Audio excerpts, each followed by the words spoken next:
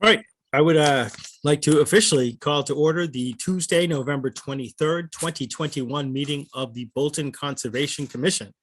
And pursuant to the extension of Governor Baker's March 12, 2020 order suspending certain provisions of the open meeting law, this public meeting of the Town of Bolton Conservation Commission is being conducted via remote participation. No in-person attendance of members of the public will be permitted, but the public can access this meeting while in progress by Zoom Video Communications, Inc. Members of the public attending this meeting virtually will be allowed to make comments if they wish to do so during the portion of the hearing designated for public comment by telephone, cell phone, or personal computer using Zoom. A few guidelines that we normally will go through. Please utilize the chat or raise hand function if you have a question or wish to address the board. Everyone will remain on mute until you're actually addressed by myself or another member of the commission. And participants, if possible, are required to display your first and last names under your Zoom account. That all said, we will start this evening as we usually do with a roll call. I am Brian Barabee. Emily Winter, William Payne, Jillian Glazanos, and Rebecca Longball. All right. First up this evening, the Bolton Conservation Commission will now open a public hearing for under Mass General Law, Chapter 131, Section 40, and the Bolton Bylaw, Chapter 233, to consider a request for determination of applicability for 115 Main Street, brush removal within agricultural property. Rebecca is the applicant or representative for the applicant here tonight.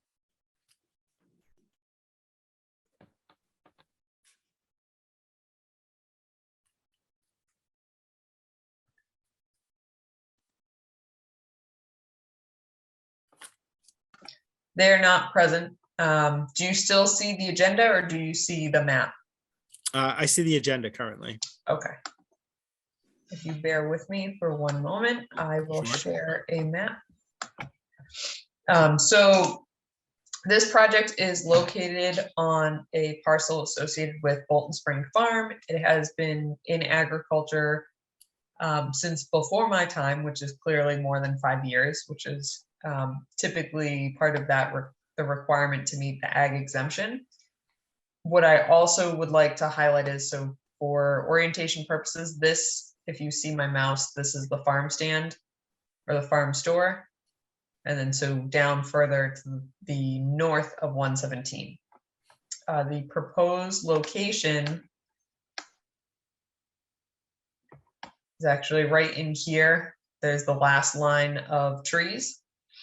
And then this area here, they are looking to remove invasive species, remove the dead trees, which is the brush that they're referencing.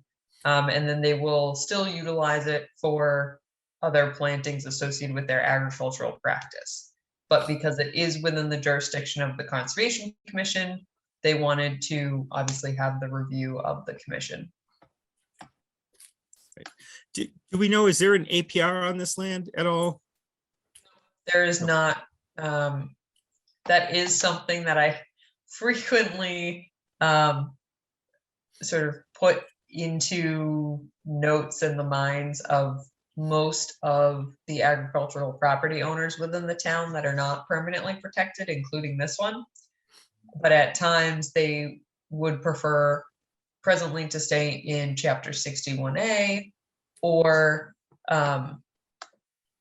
just focus on running their business, which makes sense to me. Yeah. And as far as the wetlands, it looks like there is a stream going along the back. I guess it would be the north end of the property, right? Yep, that is correct.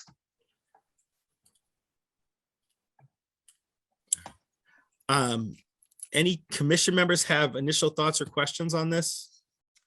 I'm just curious what the proposed method of invasive removal is. So just all clipping and manual removal. Okay. Yep.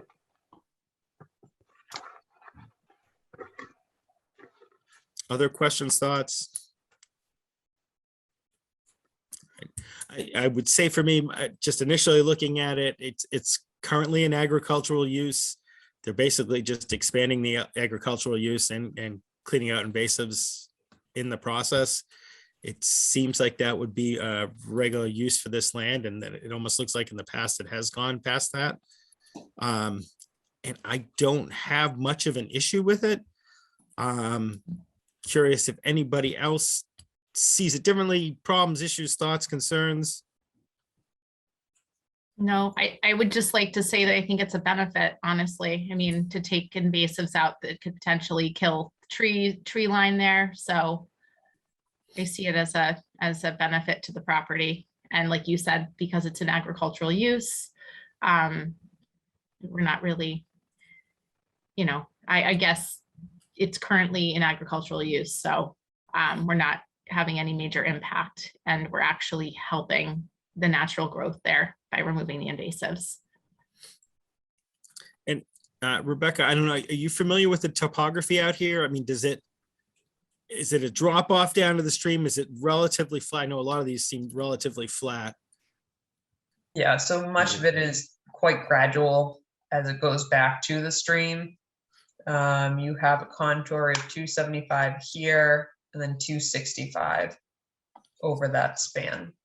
And then it drops again, I think about another 10 feet between these two as well. And do you know how you kind of gave an idea of the area, but did they give like a square footage about how far back they want to go into that tree line? Or so they're actually not removing the tree line. It's in the existing, it just, clearing well, the I guess brush and- technically they're under the canopy just a bit there, but they're not looking to increase the area that's currently used for agriculture, which is the question I immediately asked. But rather they're cleaning up what has been the limit of work basically in this field in particular. I believe it's been apple trees or a line of Christmas trees in the past. I might be incorrect saying what it is, but regardless, they're looking to just clean it up, get the invasives off of those trees that they can save, and then removing some of the ones that have died and then planting them again within the same limit of work. Yeah. Planting something that again supports their business at this time. All right. Is there anybody from the public here to comment on this evening?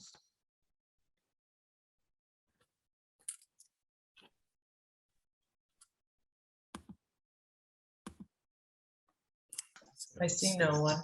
No. All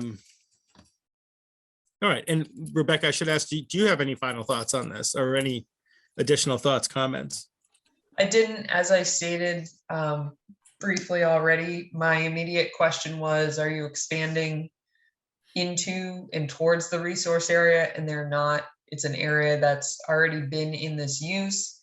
Like Emily said, it's a benefit because they're removing some of the invasive species there manually.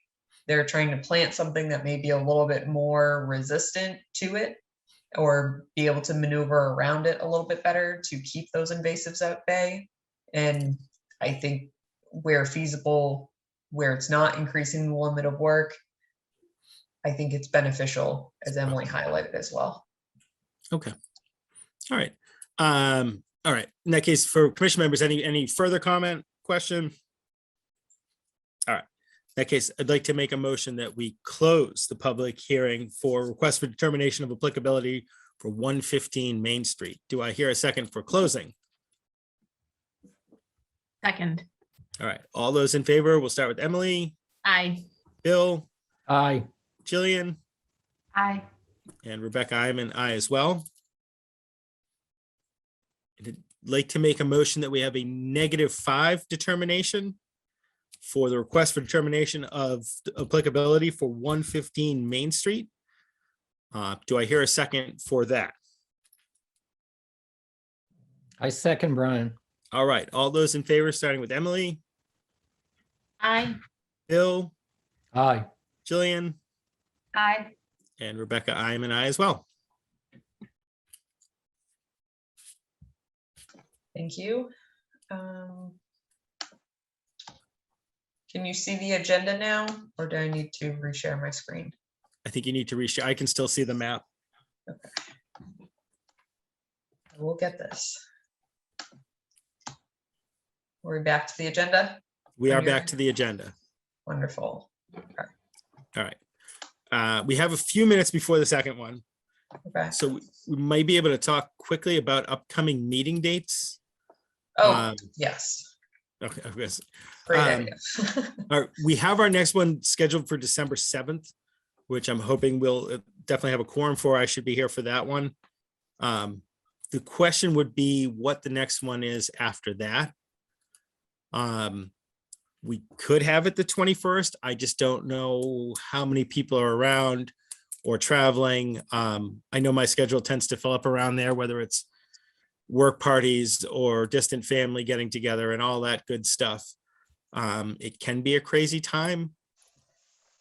But that said, like, it doesn't mean we can't sneak in a meeting on the 21st. Does anybody have strong thoughts, feelings, or know offhand if they can't make the 21st?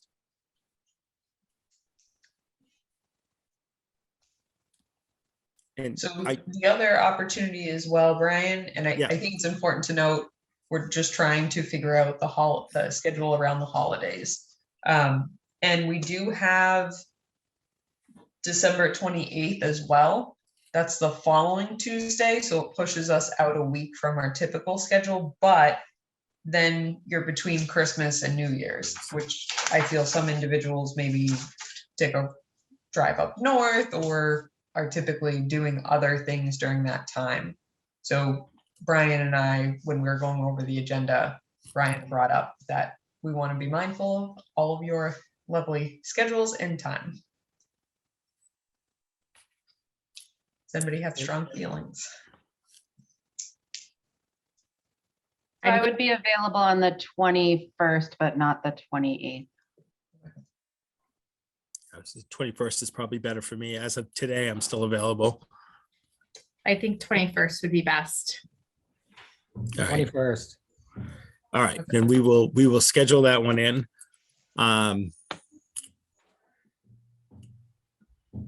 Yeah, we can use them, then we should be back onto a regular track.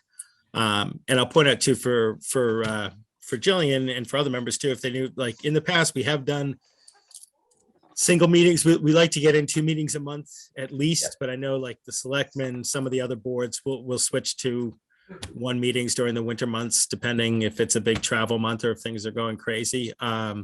So we don't have to get one in, but it's good if we can. So it looks like we'll shoot for the 21st and then probably what, the 5th, is it? Is that the first Tuesday in January? The 7th. Oh, the 5th January? Yeah, No, it's the 4th. the 4th. Yeah.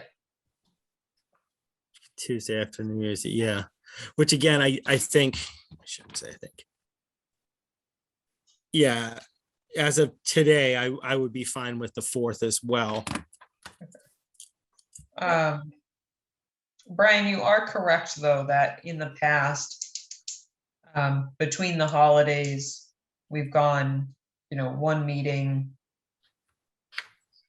because of schedule conflicts or kids' schedules and things. So that is great to bring up as well. That is an option. Where I think we only have 1 new item for December 7th, just to know what the agenda will look like. But between now and then, we may get multiple projects in. I can't predict what's going to come in for permitting, but just to speak to the agenda. Yeah, and it might be worth noting if you don't get along, and perhaps at next meeting, we can decide if we want to push the 21st off and just Yep. start in January, especially if it's only one thing on the agenda or something small. Yep, All we right. can certainly have that conversation. But as of now, it looks like December 7th, and then again on the 21st, we should be fine. Excellent. Excellent. Does that bring us up to 7:15? Look at that.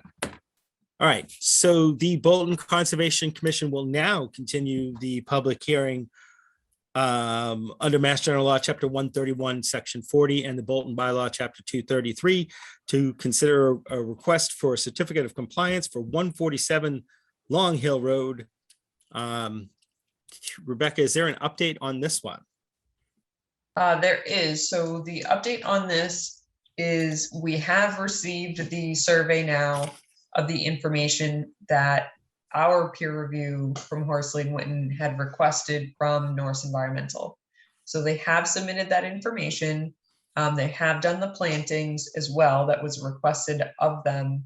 And at this time, the representative for Norse Environmental requested a continuation so that she can be present at the next meeting to just provide and address any of the commission's outstanding concerns, and also to allow for our peer review to confirm that everything has been addressed in what they have submitted recently. So they, again, Norse Environmental has requested a continuation for that purpose so that she can be present at the next meeting to address those. Okay.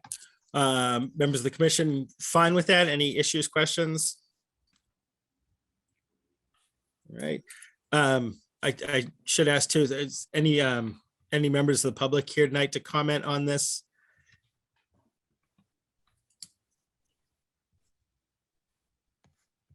Again, you can use the raised hand function, you can use the chat function, or physically wave and I can try and see you.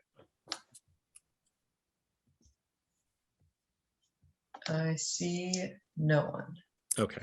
It would have been difficult to discuss anyways, because half of it would be waiting to get answers from them. All right. Excuse me. What's our first opening on December 7th, Rebecca, for times? 7:15. Oh, look at that. Same time slot. Okay. I'd like to make a motion that we continue the public hearing for a request for a certificate of compliance for 147 Long Hill Road until our next public hearing, Tuesday, December 7th at 7:15 p.m. Do I hear a second for that? Second. All those in favor, starting with Emily, Aye. Bill, Aye. Jillian, Aye. and Rebecca, I am an aye as well. Great, thank you. Did people have a chance to look at the minutes from the, what was it, November 4th, 21 meeting? And if so, any corrections, changes, typos?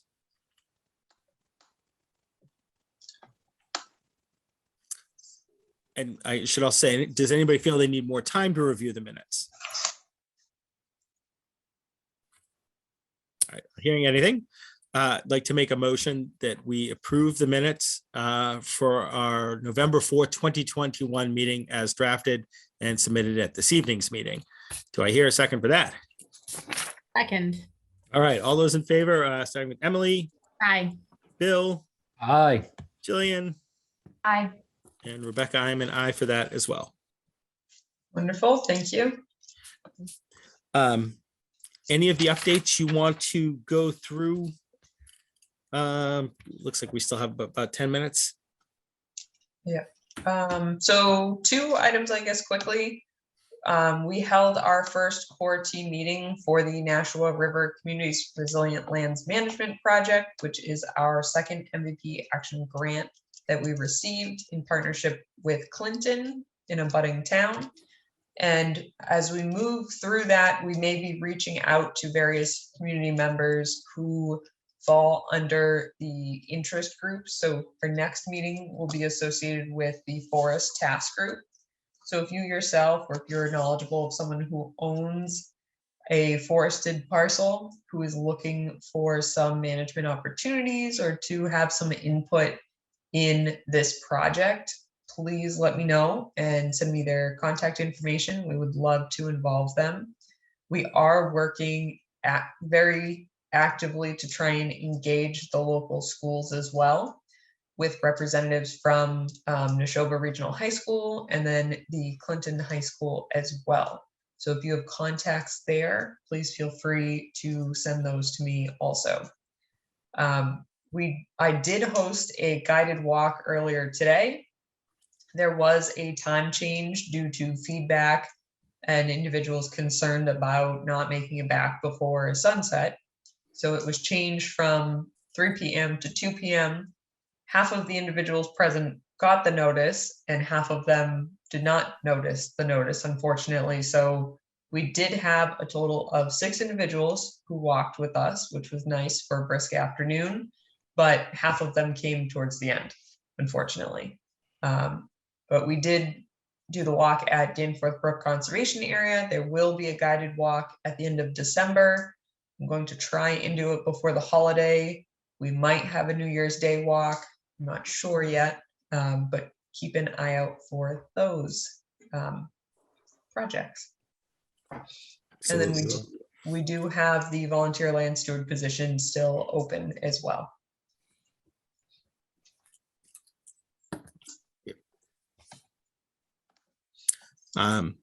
Excuse me, we still have some time. Do you want to discuss the budget at all?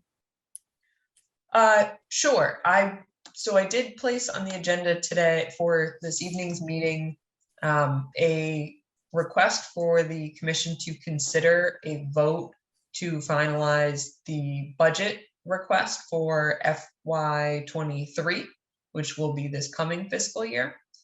The only change that was done was to put the line item of the conservation fund at $1,000, and that was level funded and taken funds out of the purchase of services line item and the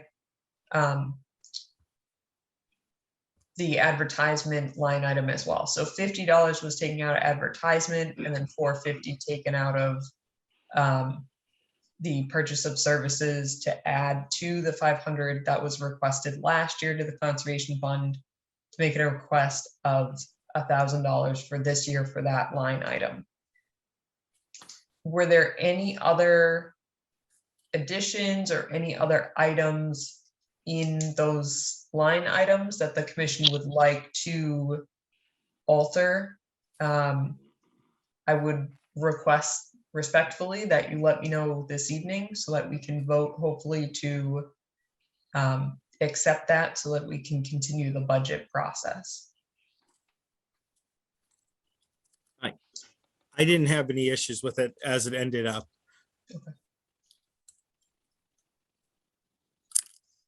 Anybody else have any problems, questions, issues? I should ask any members of the public here tonight to want to weigh in on our budget or have thoughts? I see no one. It's good to know. They're waiting for advisory, Brian. Yeah, it's a good point. That's a good point. One hurdle, hopefully crossed.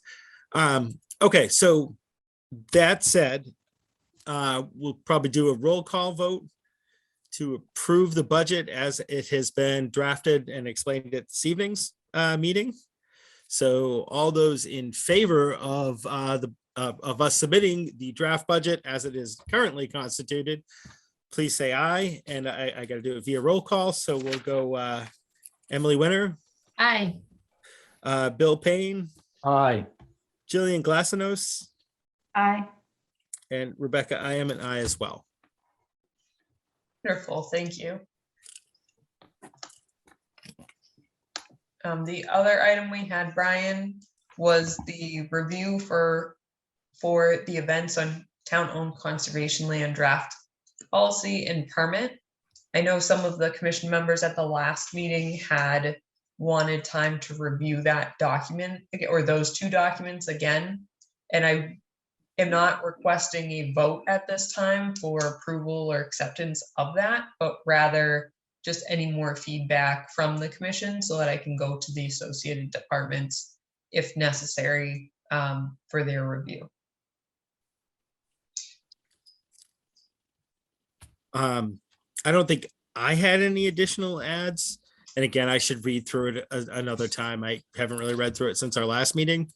But I don't believe I had any additional ads or changes. I will continue to look at it, but if we do not need to vote on it tonight, you just basically need to put it out to see, like you said, to other departments to make sure we're crafting it correctly and everything. I would be fine with you going forward with that. Other commission members have additions, subtractions, thoughts, or comments on it? And I am still waiting on an answer. I know Emily had asked last time about not having a sliding fee, but a fee for different categories regarding, and then relating that to the potential impact on the conservation land. So I am still waiting for input on that, but that is a question I've posed.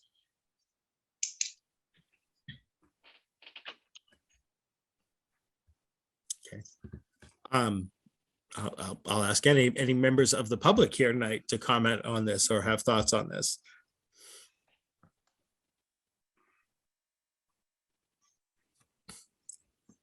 Not seeing any, yeah. All right, so I think you kind of have your marching orders where I think we're fine with it as it stands to kind of proceed to go through the process of getting it finalized.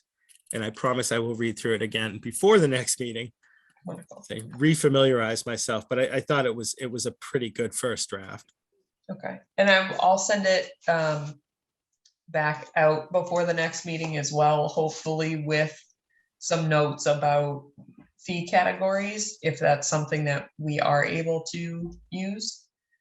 And then I know the other question was, are we able to, or rather what happens to the funds that are received? Does it go back to the general fund, or are we allowed to, for instance, fund the conservation fund? And I'm still waiting for that as well. Excellent. Mhm. Thank you for the update. We got a few more minutes. Do you want me to briefly talk about one of the requests for certificate of compliance? Oh, that's right. Those can be taken out of any order, right? Yes, that would be fantastic. So we had a very unique circumstance. Typically, both our commission and DEP do not allow for two open orders to exist on one parcel. What had occurred in this circumstance is the individual completed, or excuse me, was going to start working on 112-0674 for a septic system upgrade, then realized they wanted to look into putting in an addition and improving the driveway substantially. They thought at first that it would be a field amendment and then potentially an RDA, but clearly it resulted in the need to file a new notice of intent for that work. Therefore, that's why this occurred. Again, this is not preferred in terms of the process, but at this time, the addition to the existing single-family home and the replacement of the driveway and repair or replacement of existing culvert within the 100-foot buffer zone adjacent upland resource area was never completed. So that first, if you're looking at the agenda, hopefully my screen is shared properly. That first request for certificate of compliance, the work was never completed. So the applicant is asking that the commission consider an invalid certificate of compliance to just close out that permit. Will they be opening a new permit and actually doing the work, because that culvert wasn't functioning properly, right? So it was functioning, it was just undersized. So what they were looking to do was, if they were improving their driveway anyway, they were going to improve the culvert as well. Unfortunately, they are selling their property, so this is why this is coming up, and they're not going to be doing that work. So was that something that they had proposed? I remember going on the site visit for that. That wasn't, I know that throughout this, they're going back and re-looking at all these undersized culverts and seeing the massive impacts it's having on our waterways and migration. So are we not asking them to complete the work, and that's okay, that that's not happening because it was going to be done kind of as a bonus? So in this circumstance, so sort of two things occur. One is an enforcement order occurs on the property. We require them to repair something that has failed. And then they're required to do it regardless if they want to or not. The new property owner would take it on. In this instance, they were looking to improve their driveway and replace and repair an existing culvert, which they noticed after doing engineering work should be improved. But it's not under an enforcement order or under an emergency certification. So no, if the work was never completed, the commission has the ability to consider just closing it out as an invalid order. The commission also has the ability to not issue a certificate of compliance, whether it be invalid, ongoing, or complete, as well. And for this circumstance, you wouldn't consider a partial because no work started. And I don't know if that answers your question, Emily. Yeah, I guess I'm trying to understand why we would be okay with the culvert that was undersized and not functioning properly to just not be replaced after. I mean, I think we reviewed this like 2 years ago. And the Yeah, work so it, never got done, and we're just gonna close it out and say it's okay. And if that's the case, that's fine. I guess from a, you know, I guess like, I don't know if it's appropriate, right, for it to not, the work to not be completed. And I Yeah. understand that we may not be able to enforce that. So that's what I'm trying to understand. right. As a So- commission, are we okay with an undersized, not functioning culvert to remain just because the work was never done that got previously approved? So Emily, the other point to that I just want to add quickly is until it fails and or causes, excuse me, a blockage or no flow situation and causes the commission to issue an enforcement order, which we have the ability to do whether this is open or not, Okay, or an emergency certification, someone can permit a project, withdraw a permit, or choose not to start that project. I would 100% agree with you had this project been started and then they say, no, we're pulling out, that's the commission would not, I would not be suggesting to the commission at all to consider a certificate of compliance for that. Because then what would happen is we would just start an enforcement process for them to complete the work. Where the work wasn't completed, it never started. And they were looking to improve their driveway. So it's like filing a driveway permit and then never installing the driveway. I mean, in So this they- case, obviously there is a driveway, but it was existing. they didn't upgrade the driveway. I thought they had No. upgraded the driveway, but didn't upgrade okay. No, That is a whole different ball of wax. Okay.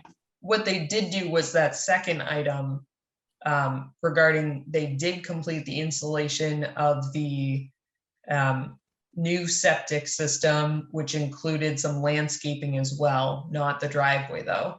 And they did remove some trees associated with that as well. Okay, that makes more sense. Thank you. Yeah, to say it's almost the work never completed for the first one. It probably should be work never started. Yeah. Right, yeah. But, because I I was can confused. understand. It's like, wait a minute, you were only doing half, but I thought they upgraded the driveway, but didn't upgrade the culvert. And I was like, well, that was kind of a Gotcha. twofer, so that Yes. makes so much more sense. yep, I definitely agree with you there, Emily. so and usually, and we've had stuff like this come before the commission before. And usually if they never started the work on something that they put in for, we will just invalidate it and close it out. I mean, I can be convinced not to, but generally speaking, that's what we would do in these cases. And I would kind of lean towards doing that again. Mhm. Any commission members have other thoughts, strong feelings one way or another? All right, and Rebecca, anybody from the public here tonight to comment on this? And I should be clear, we're just discussing the first one right now, 112-0681. No one here from the public. The other thing I do want to refer the commission to is if the commission is uncomfortable issuing a certificate of compliance due to they feel that the work had started or that's the perception, you can certainly request a site visit. You can also certainly not issue a certificate of compliance. And essentially what happens is when the property is sold, the new property owner will have to sign an affidavit, including the deed showing the transfer of ownership, and they are then responsible for this work as well. And to be in compliance with the order of conditions. And that's with any permit, but typically where work's never started, never completed, then they like to close it out, as we've seen in the past, before it's sold. And I can see again with this case, as Rebecca pointed out, that we do still, if we think the culvert is really failing and causing a major problem there, we can still ask that it be replaced under an enforcement order, new owners, old owners, whoever it is. Right. Rebecca, help me out with wording here. What were my options for if we were going to issue a certificate of compliance? For a certificate of compliance, you have the options of a partial, a complete, ongoing conditions, and then the invalid, which also includes the work that was never completed or never initiated. Would it be a motion to issue a certificate of compliance based I'm trying to would think say, how we would put the invalid in there. If you're looking to do the invalid, it would be to issue an invalid certificate of compliance for, again, referencing the EP number, the street number, and then a brief summary of the project. Okay. It's kind of the way I'm leaning. Anybody have thoughts? Have a problem with that if we do it that way? All right, then I'm gonna make a motion that we issue an invalid certificate of compliance for 811 Main Street, DEP file number 112-0681, a project to build an addition to an existing single-family home, the replacement of the driveway and repair and/or replacement of an existing culvert within the 100-foot buffer zone. For the primary reasons that the work was never begun and therefore never completed. All those, I don't need a second on that, or do I? You do. I do actually, yeah, right, I'm sorry. So do I hear a second for the invalid order, the invalid certificate of compliance? I second Brian. All right, all those in favor, starting with Emily, Aye. Bill, Aye. Jillian, Aye. and Rebecca, I am an aye as well. Great, thank you. We should probably jump back up to Century Mill. Yep. All right, so at this point, the Bolton Conservation Commission will now continue the public hearing under Mass General Law, Chapter 131, Section 40, and the Bolton Bylaw, Chapter 233, to consider a notice of intent for Century Mill Road, map 3.D, parcel 75, regarding proposed construction of 3 single-family homes and the widening and paving of an existing gravel driveway. Is the applicant or a representative for the applicant here tonight? Yes, sir. Hi, good evening. And Shall I proceed, Mr. Baruch? I was gonna say, if you wouldn't mind giving us an update, that would be fantastic. Yes, that's exactly why we asked to be on to proceed tonight. So good evening. I'm Matthew Watsky. I'm here as counsel for the applicant. I have with me the project engineer, Scott Hayes, as well as the arborist. That's Dean Charter, whose picture just popped up. We realize it's been quite some time since we've been in front of the commission on this matter because it's taken a good bit of work to respond to the issues that the commission raised at the last meeting that we attended. We have submitted a package of material to Rebecca. I don't know whether that's actually been distributed to the board members. we're very cognizant that the materials were submitted later than you would require for the typical submittal.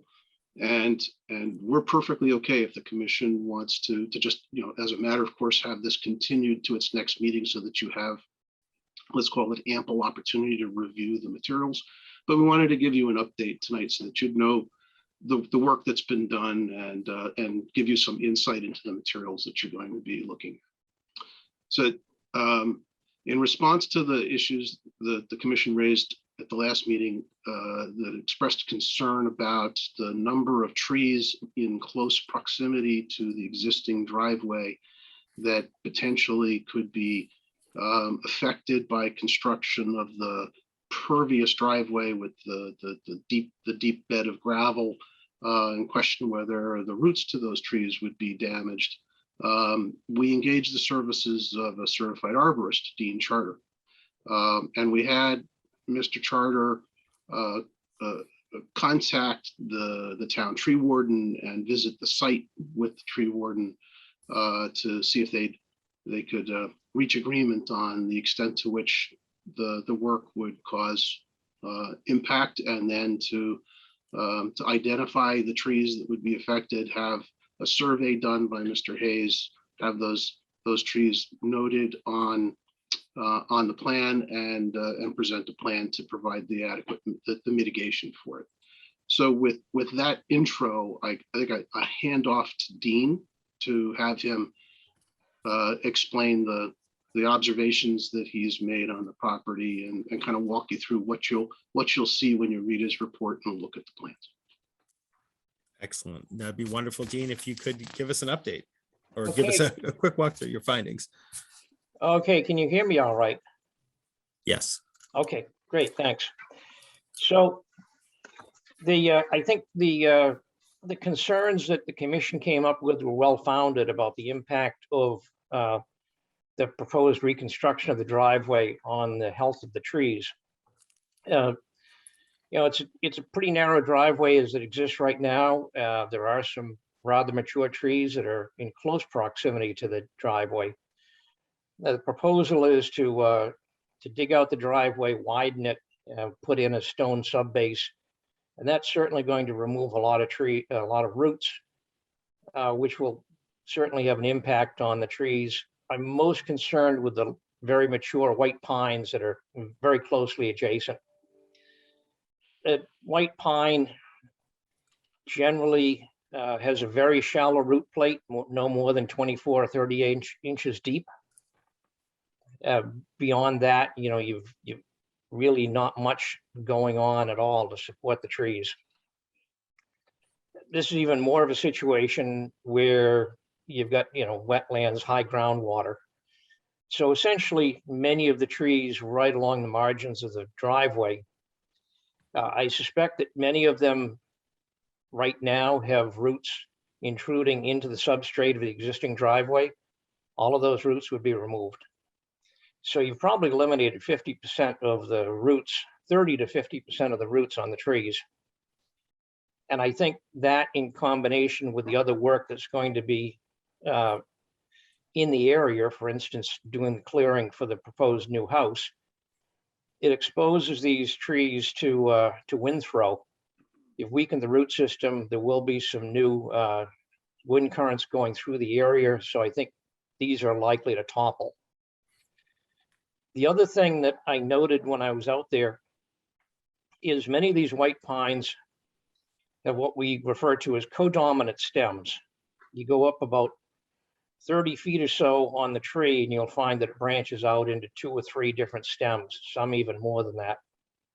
It's a tight V crotch, which is a very weak union. It's not uncommon at all in sort of a plantation setting like this. There's an insect called a white pine weevil, which comes in and takes out the terminal leader of the pines, and then you've got several competing leaders trying to become the new top. And in many of the trees that you see out there, you've got 30 feet of trunk, then you've got this codominant stem situation starting, and then you've got 30 or 40 or 50 more feet of top above that. Each one of these leaders will pull apart like this. They're all trying to get sunlight. And what happens is it creates a splitting situation. And if you closely observe the trees, you'll even, in many of them, you'll actually see some scar tissue where the thing has started to split, the tree started to heal, but it will never really heal again. So that's the other thing that happens in a white pine stand, which is primarily what you've got out there. So I think in this present situation, a lot of those trees are probably prone to splitting just because of the damage from the white pine weevil, which probably occurred 50 years ago. And certainly when you go in and cut the roots, that would lead the trees to perhaps topple entirely as opposed to just, you know, one leader splitting off. So we spent quite a bit of time. I met out there with the conservation agent and the tree warden. We looked at a number of the trees, and you're in this situation, the tree warden and myself, with trying to figure out, okay, what's the minimum number of trees that you can take down that you really have to get down? If you go further in the woods, you probably find more. So there's been a lot of compromises made, and I think what we've come up with is probably a reasonable solution to taking out the trees that would be most impacted by the excavation. Took out some of the trees that, in addition to the excavation, probably had some structural flaws anyway. And then the final piece of the puzzle is coming up with mitigation plantings. I know it came to you late, but Mr. Hayes has submitted a plan that shows all of the trees that we're proposing to take down, and it does show the mitigation plantings. Most of the mitigation plantings that I'm proposing are across the street from the proposed new house and kind of adjacent to the pond and the wetland area.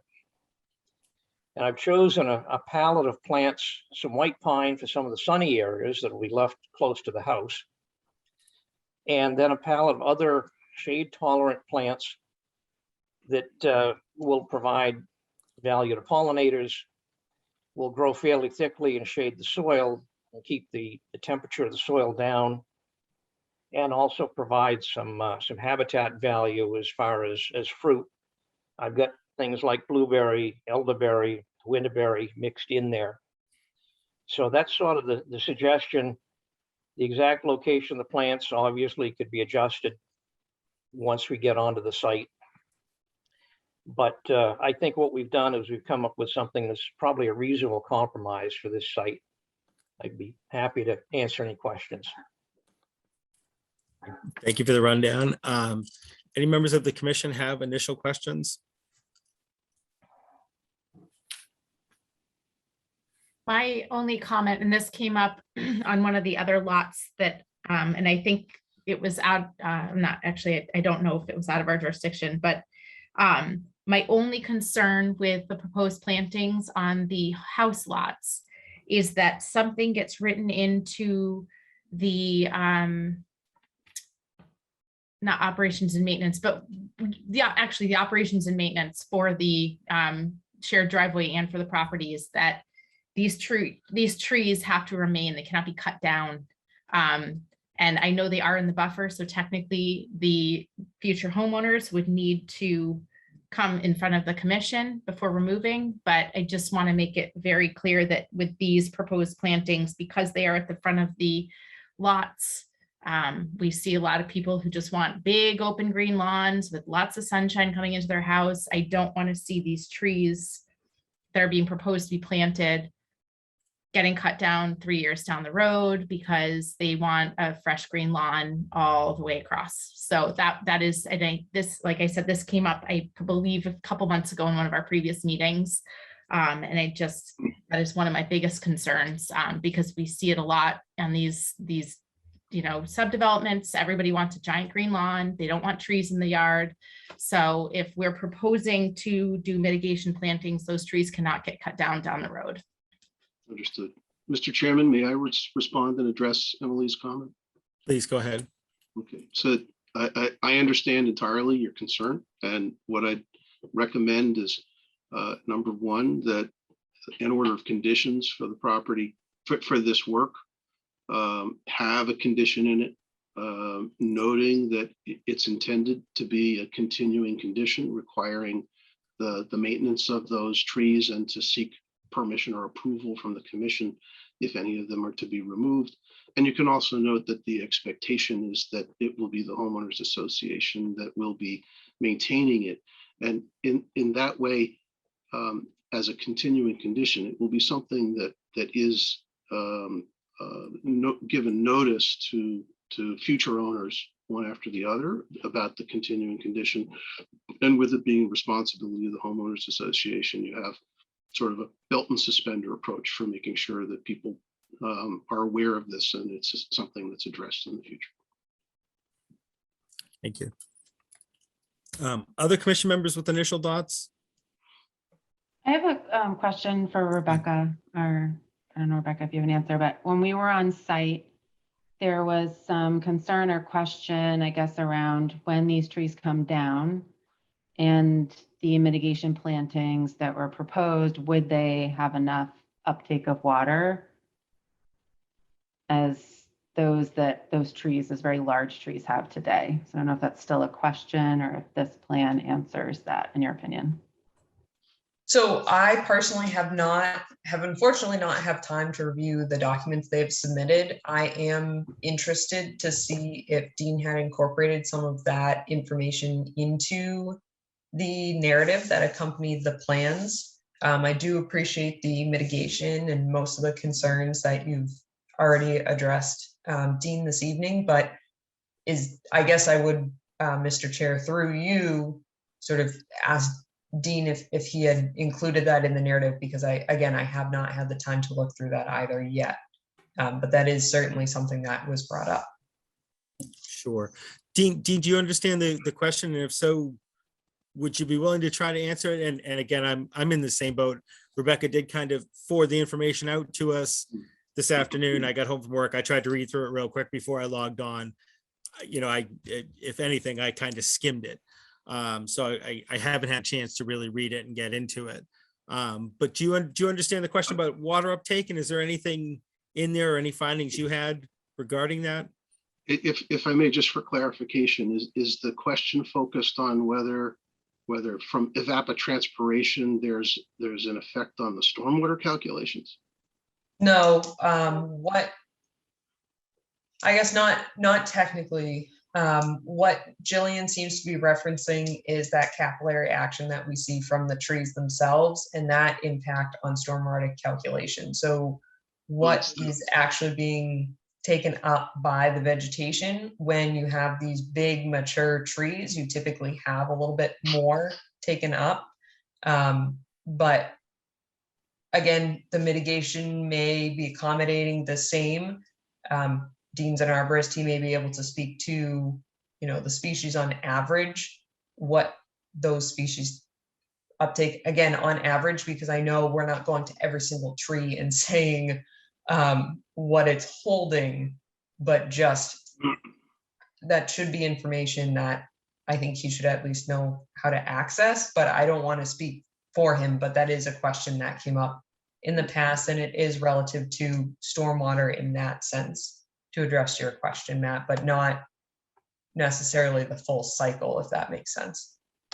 All right. Well, I mean, to the extent that the concern is about how much runoff is going to come off of the site after the trees that are proposed to be taken down are removed and the new plantings are put in, that's really a question to put to Scott Hayes. But I mean, I'd be glad to have Dean, comment about the, long term with the additional plantings that are proposed, what's the net of it. But so Dean, if you're able, that's fine. But in terms of stormwater calculations, it's Scott's bailiwick. Yeah, I mean, I could comment on that quickly if Mr. Chair, is it all right if I jump in? I think that's fine. If you think it's going to be a more logical way to come so, at it. Sure. So I think what Rebecca's concern, or what she's bringing up, is kind of baked into the cake of the stormwater report. We're looking at surface covers out there that are changing from wooded areas to either lawn areas or other landscaped areas. So, you end up with higher runoff potential from those areas. And those things have all been mitigated through the porous asphalt system of the driveway and the roof runoff drywall systems on the house lots. It was a big budgeting of stormwater, but from the change in surface covers that were occurring out there to actually, reduce runoff rate and volume, and to make sure we weren't increasing any of those things from the limit of work. So, I think I'm not an expert on evapotranspiration, but I can tell you that, the models that we use are baking that into the cake of when you alter the surface cover, you alter the ground's ability to absorb water based on that surface cover. And that in part is the evapotranspiration aspect of it. The slope of the land is also, affect how fast things run off. Again, I think that's been compensated for in the stormwater calculations that we've sort of rigorously been working on and addressing, and really was quite a budget to get the rates and volumes down, post development from pre-development, but we got there. Yeah, Dean, if you're able to elaborate any, that would be fantastic. Yeah. So I did not do a water balance based on evapotranspiration. That gets into, frankly, some really higher math when you look at the trees we're dealing with, and the condition of the trees, the amount of canopy that you've got out there. A lot of the trees have fairly limited canopies just because they've been growing in a very tight and confined area. One of the things that does happen is that when you have a rain event, certain amount of the precipitation actually stays on the needles of the trees or the leaves of the trees. So and then either evaporates or it drips off very slowly, and that kind of mitigates the flow of the rainfall getting onto the ground.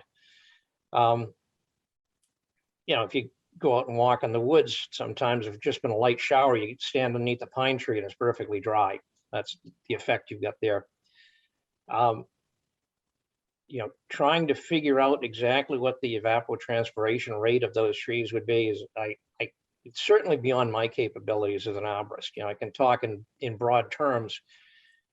Perhaps if this is really a concern, we could always look at changing some of the species selections that I've made. What we've got out there right now is a lot of red maple, which absorbs a huge amount of water. Probably inch by inch, it'll absorb more water than white pine will. White pine, can grow in a really dry environment too, in addition to a wet environment. So we might be able to add or substitute some red maple into that area, and create some more uptake. But a lot of this is going to be sort of conjectural, frankly. I can't do that kind of a calculation to say, X number of gallons are transpirated on those existing trees compared to Y that'll be transpirated on the new trees. But certainly we could look at some of the species selections and assortment. I do think that, the impact is going to be a great deal based on the substrate of the new road, which is going to absorb a lot more water. Whereas what I've noticed in the couple of visits I did out there, you tended to have a lot of puddling on the existing road because it's a really compacted gravel and stone situation. So I think that, as far as the impact on the wetlands, I would suspect would be minimal at best. But certainly we can look at doing some other plantings. I'd have to confer with the client about that.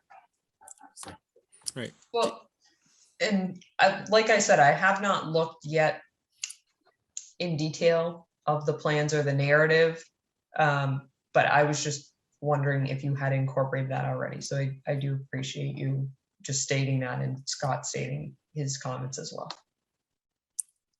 Thank you. So Jillian, does that kind of give you an answer to your question? Okay. It does. Yep. Okay. Thanks.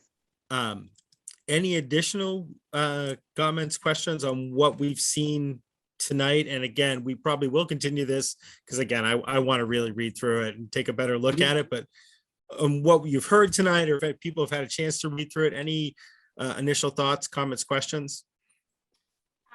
Just a comment, just regarding the species. I think that looking at what's proposed is good in the way that it's providing more species diversity in this area, which is good for food, nectar sources, habitat. So I want to just mention that as a plus, that we're removing red maple and white pine, but then we're seeing the addition of various shrubs and trees, which we obviously need to talk about, you know, what the runoff question, and maybe potentially adding in more red maples. But I think in general, it's nice to see some diversity, which is good for ecosystem. So just wanted to note that. Rebecca, any members of the public here tonight have comments or questions? Jim Garrity has a question. Yeah, I'm seeing a hand up. Jim, what is your question? Or So comment? I'm assuming that the report's going to end up on the website, right? So we can take a look at it? Yes. Okay, great. Thank you. Excellent. Any other questions or comments from members of the public? Richard has a question. Richard, if you would like to, please go ahead.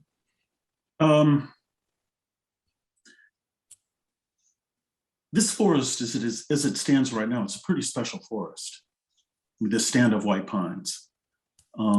We've been concerned about and talk about how significant they are through this whole process. If these trees are cut down and essentially we plant understory species like blueberries, and I mean, there's tons of blueberries out there right now, you know, as the understory. Yes, you can plant more.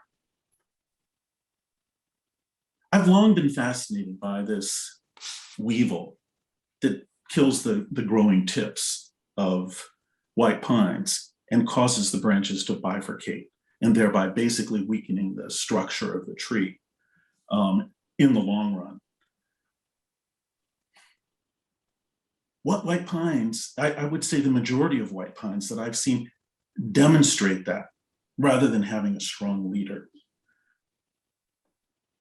That said, it seems like, well, almost all those white pines maybe are, you know, have a certain degree of structural compromise right now, because they've grown up with this weevil, you know, for the last half century.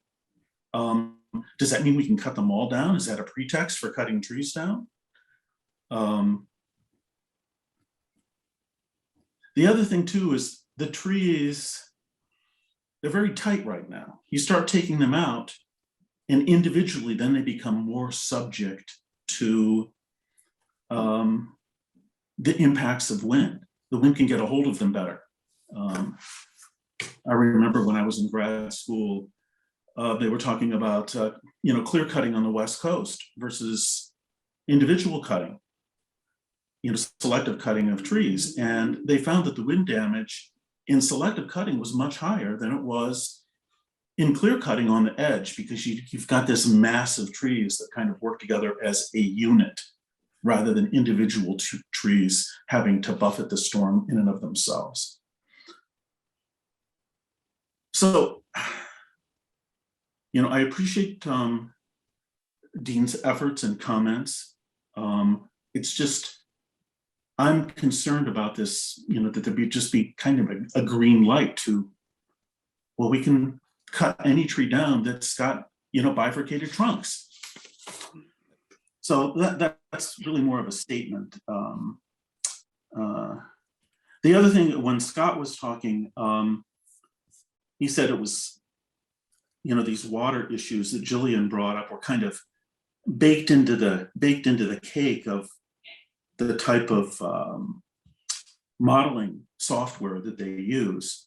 I'm kind of curious to know what that software is, and what portion of that software, where's the algorithm that deals with evaporative transpiration? Is it really there significantly? Because on the other hand, Dean's saying it's higher math. This is a very, very, very difficult thing to calculate. And to think that this is part of a generalized, surface water or water, calculation, there's some question that I have there. So that's it. Thank you. Two things, and I understand your concern with just opening it up to tree cutting. Usually it's something we try to avoid. And I would say just try to keep in mind the only reason these trees are being proposed to cut is the only way they can build 4 houses in here is if they pave and expand the existing driveway. So it's simply a matter for if they want to build their 4 houses, their 3 houses, they have to expand the driveway. If they expand the driveway, they have to take down the trees, or the tree. It's just unsafe. It's not an aesthetic thing. It's not we want to get rid of these trees. We want to provide more lawn. It's simply we want to put in a driveway, and the only way we can put in a driveway is we take down these trees.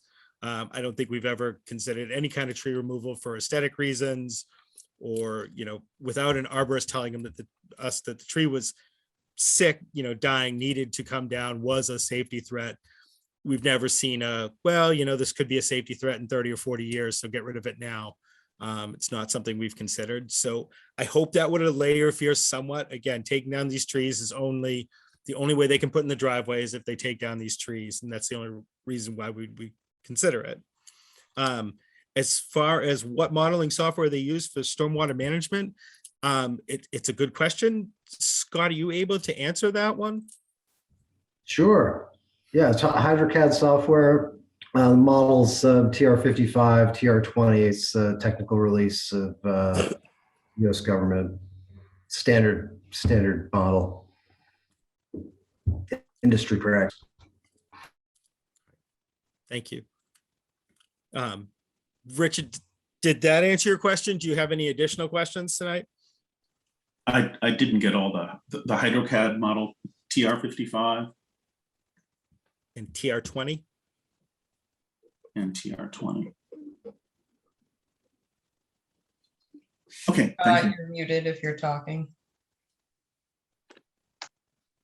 I saw your mouth moving. I did not hear anything. I do this. I don't know how many times I've done this in meetings. Anyway, yeah. So yeah, TR20 and TR55 are the technical release papers of the U.S. Army Corps of Engineers that developed the model originally. But HydroCAD software is kind of an industry standard for modeling, utilizing that that basic premise. And the rainfall distributions were from I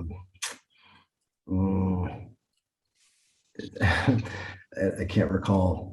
They were the more current rainfall distributions. So we were using higher rainfall events based on more recent rainfall data.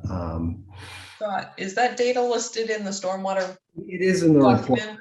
I can look it up if you'd like. It would just take me a second. Well, I mean, it's up to the chair, but the report, I believe, is available online as well. It is. If it is And not, I will definitely put it up there. in the report, it does state that I believe the distribution that was used. It is in the calculations, but I can certainly provide that. It was something Dominic and I from BSC went back and forth on a little bit, and I just beefed up the rainfall events, and everyone was happy with that. Say that's like we said, we do have the report. I'm comfortable looking up in the report. I don't need you to look it up tonight, if that's all right. Okay. Any other questions, comments from the public tonight? Rebecca, did you have any additional thoughts? And again, I'm leaning towards continuing it until the next meeting because I want to have a chance to really go through this. But just any thoughts or questions tonight, especially with the applicants here? I don't, aside from some comments that I think were already stated and addressed regarding some impacts from what Dean had stated was weevil damage. And I, again, just want to reiterate, that's not necessarily a precursor for the commission to approve removing these trees, but rather just the arborist was speaking to the character that he is observing in the trees or believes to be exhibited by these trees. And I think it's relevant to bring up, but I do want to state that just for expectation purposes, because we would have a bigger issue if we were removing trees just for that sole purpose. Aside from that, I would like, I've said it already, but I would like time to review the plans and the narrative and go through that in detail, which the applicant has already highlighted they were comfortable allowing, so.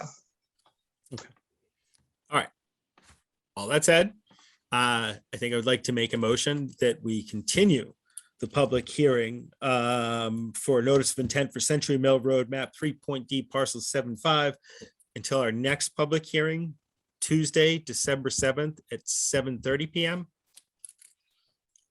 Do I hear a second? Go ahead. I'm sorry, Mr. Watsky, go ahead quickly. I have a public hearing that I need to attend that evening at, I think it's scheduled to start at 6:30, but it's not a Zoom. I have to actually be in person in Boylston. So I guess what I'd ask is, let's go ahead and continue it to that date, but I guess I'm giving a heads up that I may have to ask for a continuance if that meeting actually goes forward and I'm not able to make it.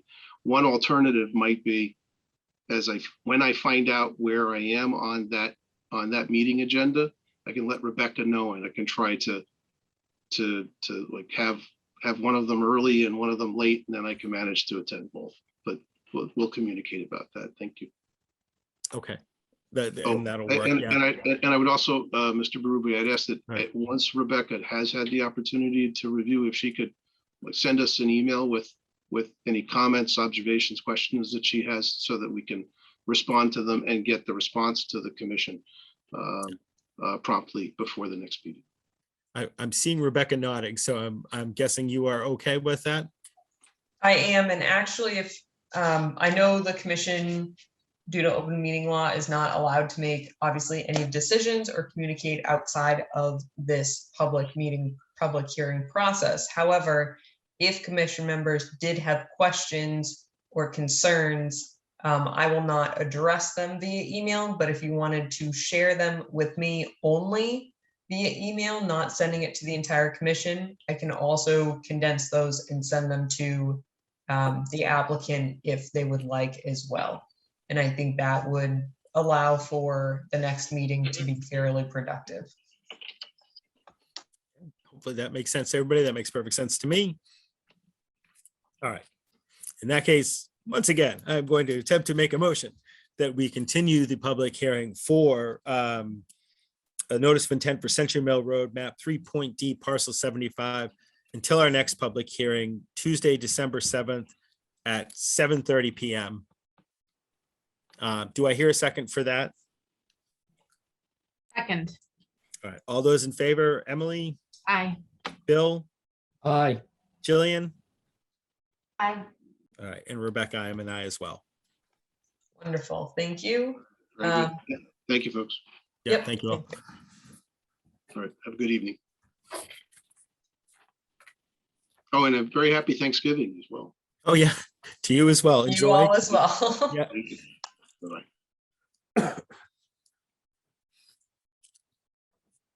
I was gonna say, are you ready to continue, Rebecca? Yes. Okay. So I don't know if I need to open it, but so the Conservation Commission will now discuss a request for a certificate of compliance for 811 Main Street, DEP file number 112-0674. Rebecca, is the applicant here tonight, or do you have an update on this particular request? On this particular request, the work has been completed.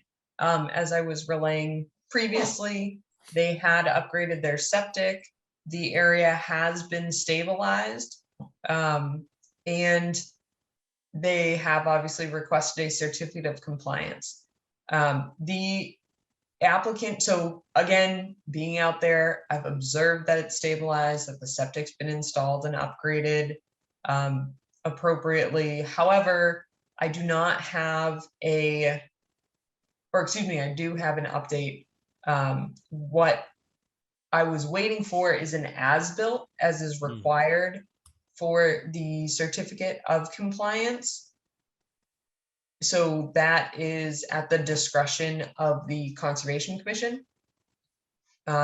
It's possible to issue a partial and then, a full contingent upon receiving the as-built. But I did conduct a site visit. It has been stabilized since that time as well. But I do not have the as-built at this time. I'll ask other commission members, but I would lean towards and I hate to do them conditionally, but this one I could see conditional doing a condition, issuing the certificate of compliance conditioned upon us receiving the final as-built plans. Other commission members have thoughts, feelings on best way to handle this one? I have a question / comment. When we were out on site back then, I know that there was, as a result of the septic work and potentially the addition on the house, my memory serves me correctly. There was some lawn area that was inside that 25-foot do not touch. And we had requested that the applicant plant some native shrub to kind of delineate that so that that no longer was maintained as lawn and was allowed to naturalize. I've driven by the property. I did not see any of that planted. And I would like to, I guess, I don't remember if that was a condition or if that was a gentle request or suggestion from the Conservation Commission. But if it was a condition, then I would like to see that work done. And especially since this property is going to move hands, I think that we need to ensure that that 25-foot, upland wetland resource area is continued to be protected and not treated as manicured lawn and potentially has fertilizer and stuff like that used on it. So I don't know if we need to have a site visit, or Rebecca, if you could speak to that and kind of refresh my memory on what we had requested from the applicant. Sure, I can try to pull that up right now, but essentially I don't recall if it was a condition or, as you stated, it was something that the commission had requested but not incorporated into the order of conditions itself. I do have, luckily, my files sorted by file number, so it may be in here quickly, if you bear with me. But you are correct, where I've driven by there as well in the area, so it's more towards the front of the house, away from the septic, was not planted as of yet. Well, they did do some plantings from the house, but I know where you're talking about, and it wasn't within the 25-foot area.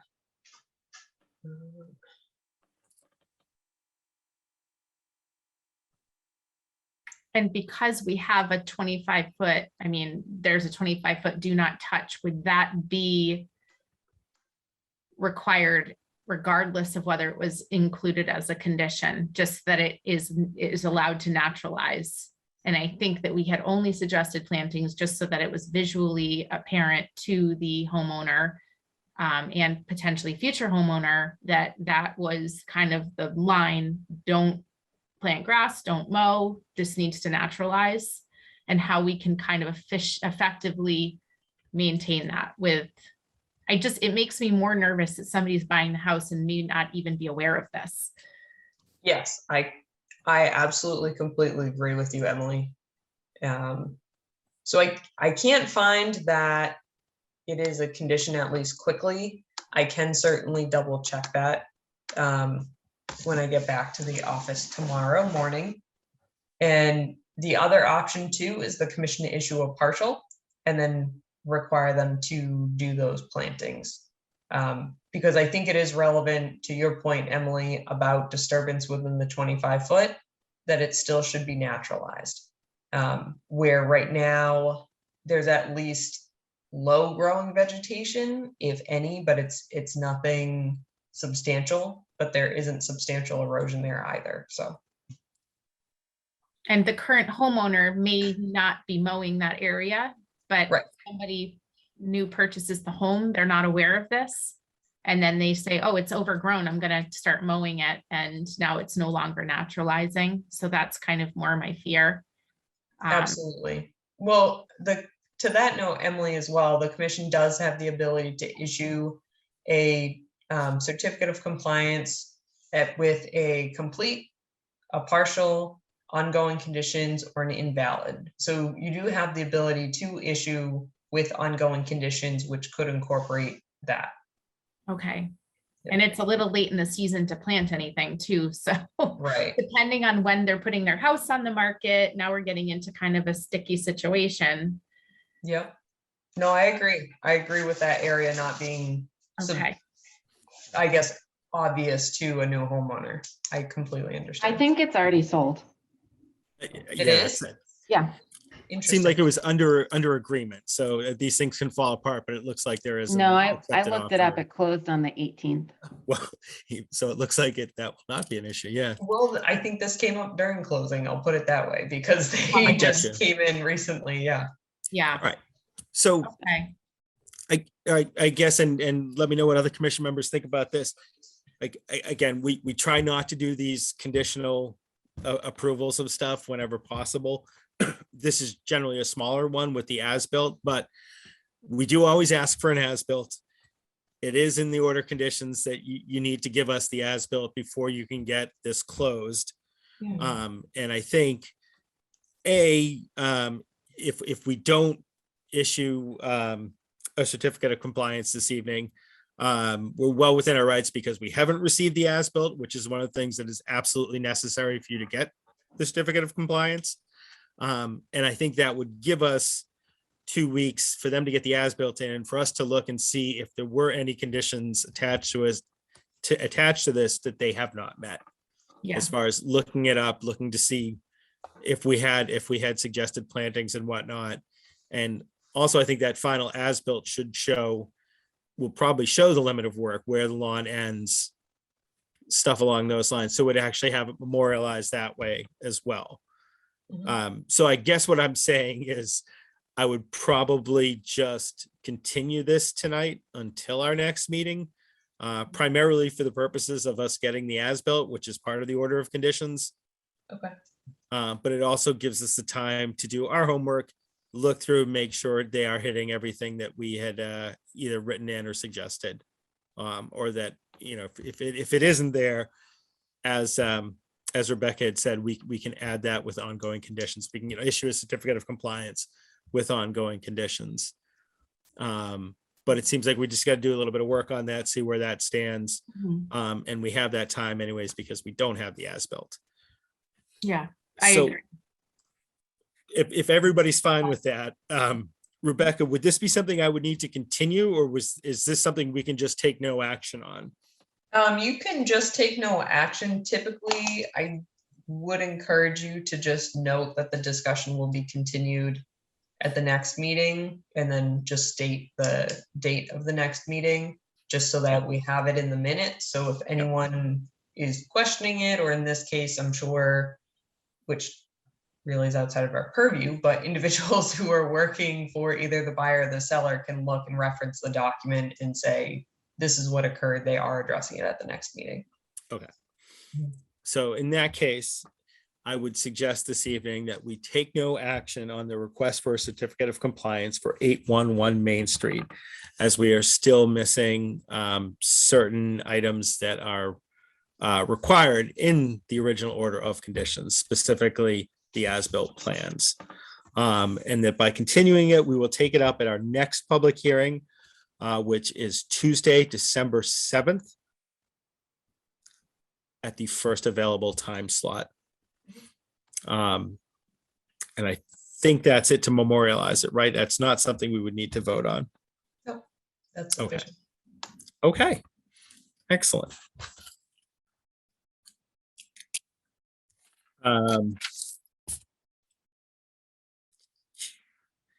Is there anything in the agenda this evening, Rebecca, that I have missed?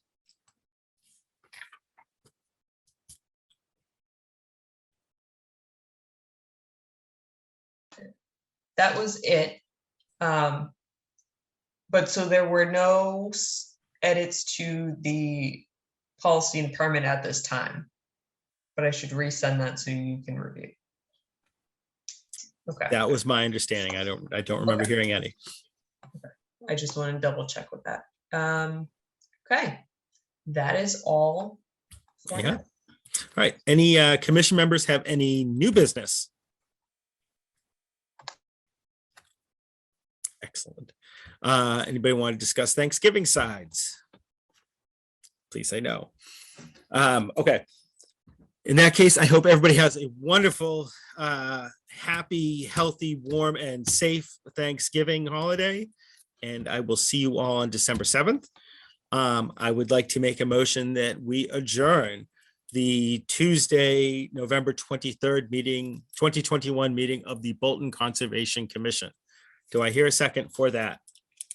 Second. All right, all those in favor, starting with Emily, Aye. Bill, Aye. Jillian, Aye. and Rebecca, I am an I as well. Wonderful, thank you.